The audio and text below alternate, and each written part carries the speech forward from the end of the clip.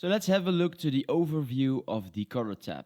The color tab in DaVinci Resolve is where you perform color grading and correction on your footage. So let's have a look to the node editor. At the top of the color tab, you will find the node editor. This is where you build your color grading workflow using nodes. Nodes are like building blocks that define the various stages of your color correction process. On the left side, you have the viewer.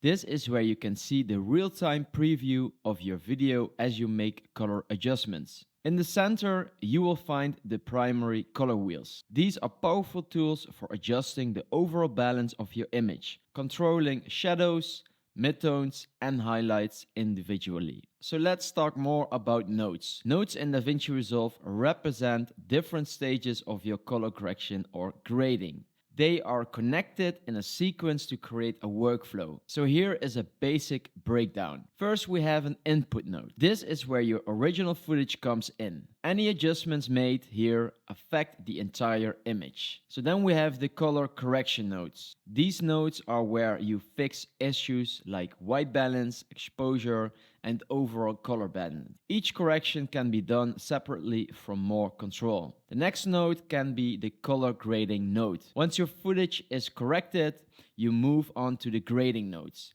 Here you can apply creative looks, adjust saturation, and fine-tune the overall style of your video. The last one is the output node. This is the final node in the sequence, and it represents the color grade image that will be exported. It's like the last checkpoint before your video is ready.